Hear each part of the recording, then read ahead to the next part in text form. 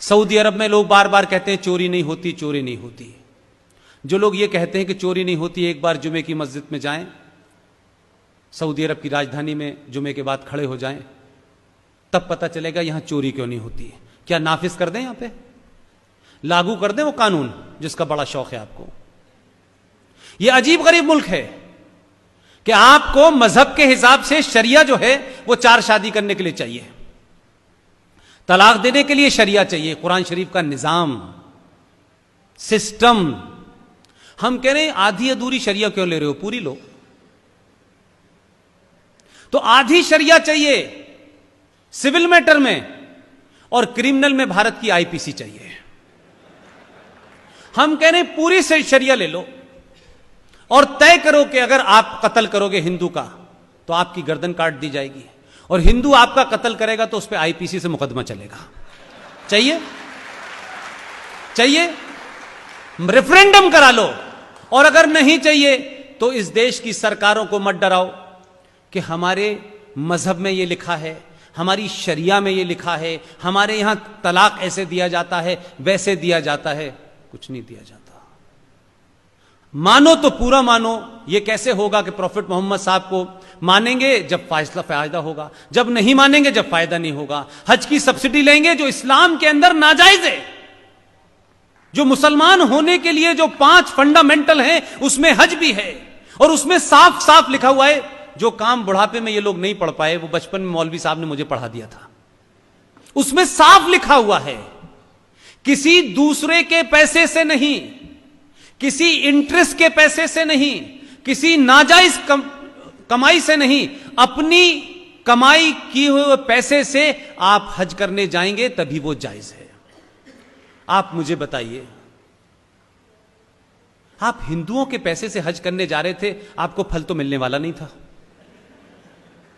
کافروں کے پیسے سے آپ حج کر رہے تھے، چاہتے تھے کہ اللہ آپ کی مراد پوری کر دے، تو مراد تو پوری نہیں ہو رہی، اسی لیے پوری دنیا میں ذلیل و خوار ہو رہے ہو تم، کیونکہ تم اسلام کو مان ہی نہیں رہے ہو. پروفٹ محمد کی بات چھوڑیے، حضرت ابراہیم کو خواب میں آیا کہ اللہ نے ان سے کہا کہ سب سے نزدیکی چیز مجھے تمہاری چاہیے. حضرت ابراہیم نے کہا اپنی بیگم صاحبہ سے کہ مجھے خواب میں اللہ بار بار یہ کہتے ہیں کہ سب سے نزدیکی چیز مجھے چاہیے.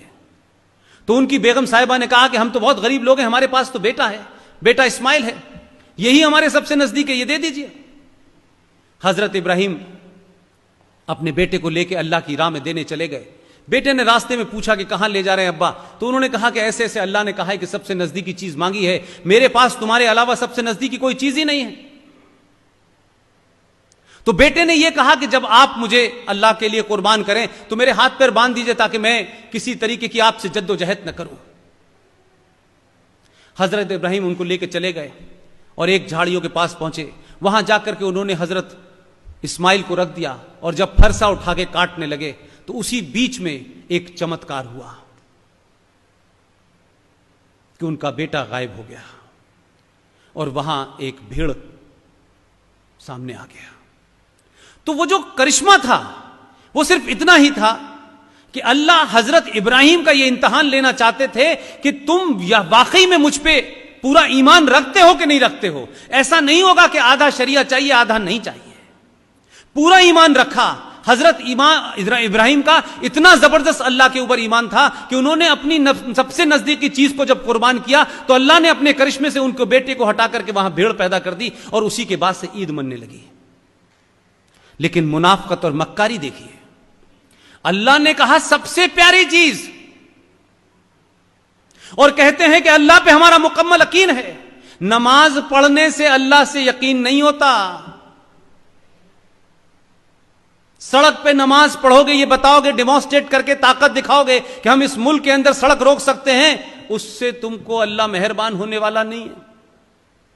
اور جھوٹ اور مکاری کیا ہے کہ عید سے ایک دن پہلے بازار سے 5,000 روپے کا بکرا لائے، کاٹا اور خود ہی کھا گئے، اور کہا کہ ہم نے اللہ کی خواہش پوری کی ہے. اللہ نے تو بیٹا مانگا تھا.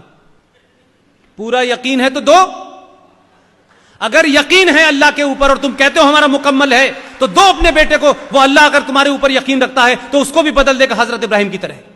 لیکن نہیں, یہ بیوقوف بنانے کی دکان چلا رکھی ہے, پوری دنیا میں چل رہی ہے. لہذا جو اچھا ہے وہ ہم مانیں گے, جو ہمیں لگ رہا ہے.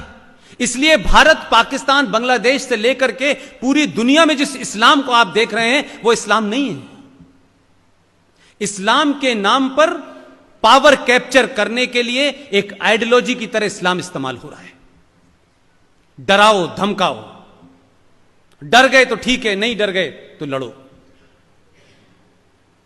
تو یہ جو اسلامک آتنکواد کا نام لینے سے بھارت کے لوگ ڈرتے ہیں, انہیں لگتا ہے کہ ہم یہ کہیں گے تو کوئی ناراض ہو جائے گا.